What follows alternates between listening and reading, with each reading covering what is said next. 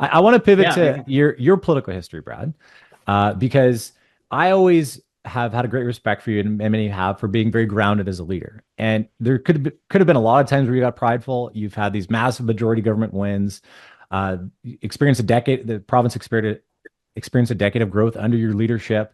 You're the most popular premier in Canada for a decade.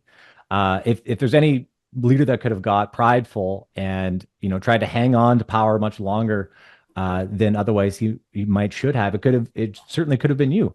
But you always seem to stay grounded, and you always seem to be just Brad to people throughout the province and throughout the country. And when people ask me, how was Brad behind the scenes? Was he the same guy in public, which is very well regarded, as he was behind the scenes? And my answer is always the same. It's that he was better. And I think that's very rare in politics and in leadership in general. So the question I want to ask, and just tell some of your stories of, how did you stay grounded through all those years in politics when there's so many different things flying at you, and you have all the pressures and stresses and successes, and people saying how great you are. And for a time, everyone wanted you to be prime minister. There's still a lot of people that want you to be prime minister at some point. So how did you deal with all that? How did you stay grounded? What were some of the systems and habits that you used to do that? It was my raising, I think, and the faith that came along with my raising. Mhm. My Had I ever had an inclination, and I really didn't, had I ever had an inclination to start sort of believing our own hype or other people's hype, I think I would have got a visit from my folks, and my wife's a good force for good in terms of keeping our whole household grounded. Mhm.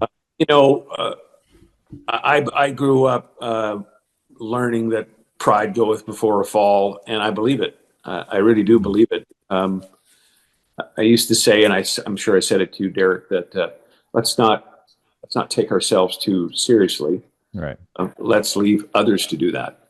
Right? What I meant by that was, if we keep our head down and do the work and admit mistakes when they happen, and with a little bit of luck and some providence, have some success, we don't need to take the credit. People will give you the credit, and that would be my message here. It's so true, and you would know this, Derek. You're on the front lines of communicating some of these successes. Yeah. Most of them were economic, because we were a growth party. We wanted population growth. We wanted investment, to increase investment to the province.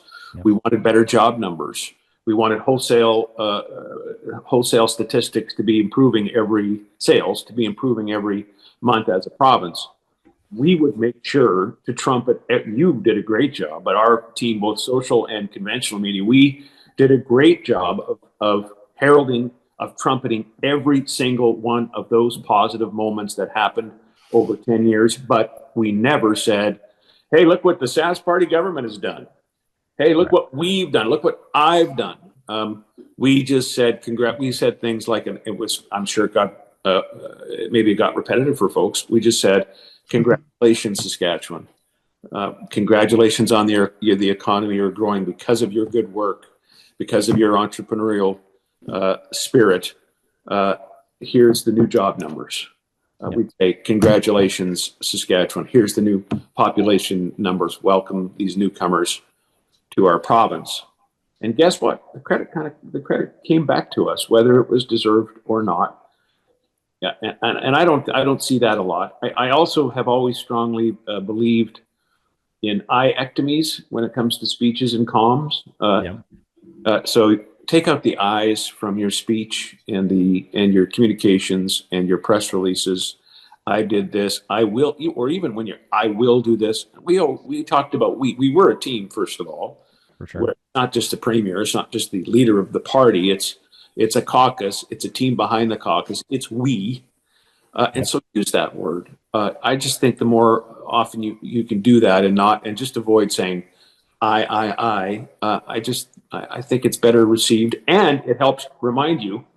It keeps you humble, right? If you're remembering, all right, Mhm. there's the whole team back here. Plus, there's good luck, the commodity pricing. Plus, there's the blessings of Providence, all the resources we have in the province. Yeah. This is not a singular effort by any means, and I think all of that helps. So it's probably how I was raised, and then again, Tammy keeping me grounded. And honestly, I'm grateful to my folks for that, and because I'm just sort of, to do anything else felt weird. It just Mhm. didn't seem right or consistent or frankly true. So I know, Derek, you've heard me say this so many times, but I would ask, I think early on after I became leader of the opposition in '04, the Ides of March '04, by the way, not the most auspicious date to be chosen. That's right. Yeah. It was March 15th, 2004. And I would ask that my team would ask whoever was introducing me in a function, Chamber of Commerce or a political event, whatever it was, to not introduce me and then end with, and now, ladies and gentlemen, the next Premier of Saskatchewan. Because I wasn't that. I was aspiring to be that. We were aspiring to win the next election, but we hadn't won anything yet. Yeah. And so I think it was really important it just sets a bit of a mindset. So I just said, introduce me as the leader of the Saskatchewan Party or the leader of Her Majesty's official opposition. Yeah. And I remember you always saying, and making sure our tweets said this, anything, if we have the honor to serve, we will do this. Right. That's it. When I'm premier, I'm going to do. No, just to me, that sounds presumptuous. If we have the honor to serve, if we have the chance to form the government, here are the things we're going to try to do.